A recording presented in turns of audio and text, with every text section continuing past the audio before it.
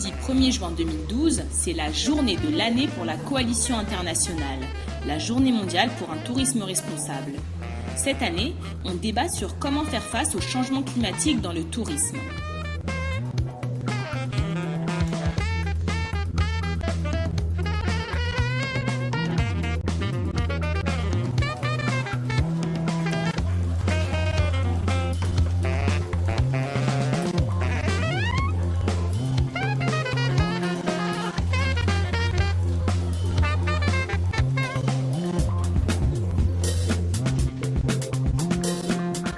Toujours rondement menée par Sandrine Mercier du magazine AR, les tables rondes comportaient cette année de nombreux intervenants. Quant aux grands-parents de cette 6e édition, il s'agit de Jean-Paul Serron, chercheur et surtout membre du GIEC, qui lui a choisi sa bête noire, l'aviation.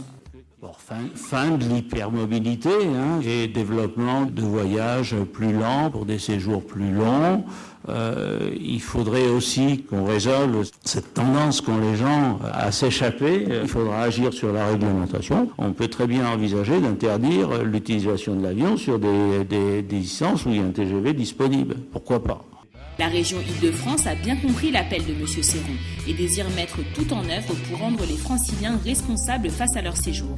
La première partie de notre stratégie s'intitule « Une priorité transversale, le tourisme durable ».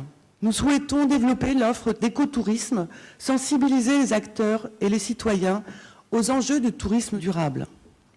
L'une des déclinaisons centrales de notre stratégie, c'est par ailleurs le volet sur l'accessibilité et les transports, et la mise en place d'un City Pass qui donnera accès au métro, au bus, au Vélib, au musée, etc. Et à long terme, le tourisme sera responsable et durable ou ne sera pas. Une résolution ferme et définitive, nous l'espérons. Cette année, le pays à l'honneur est la Tunisie.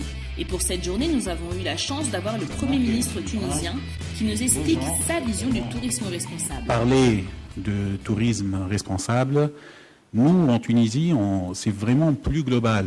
C'est la gouvernance au sens large que nous souhaiterions et que nous sommes en train de remettre, de redéfinir, d'écrire avec la rédaction de la nouvelle Constitution pour justement installer définitivement, on espère, la gouvernance, la bonne gouvernance et la gouvernance responsable dans tous les secteurs.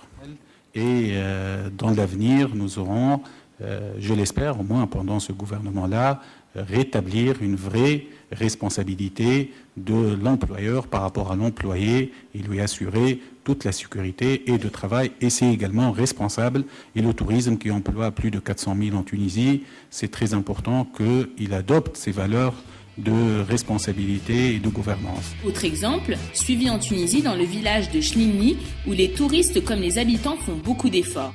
C'est une éducation de l'ensemble des personnes, j'allais dire, à l'environnement. Avant, il n'y avait même pas d'endroit où mettre ses poubelles. Donc, il y a tout un travail qui est fait aujourd'hui là-dessus. Ramasser les sacs de plastique qui sont partout.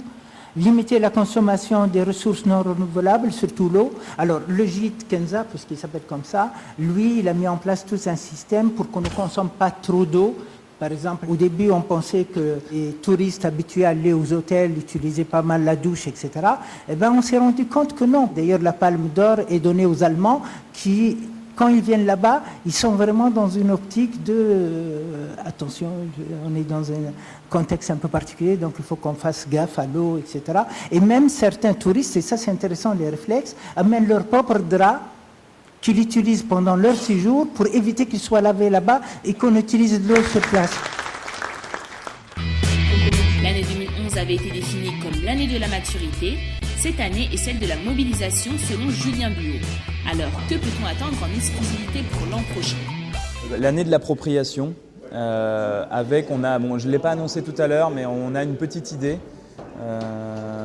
qui pourrait être le passage d'une journée où on garderait le colloque à une semaine du tourisme responsable. Mais là, ce ne serait pas de notre responsabilité, ce serait de la responsabilité des acteurs qui ont commencé à s'approprier la journée. On l'a vu à Chamonix, il y a des choses à Lyon, il y a eu des choses hier soir à Paris, il y a des choses encore ce week-end, donc peut-être faire une semaine du tourisme responsable.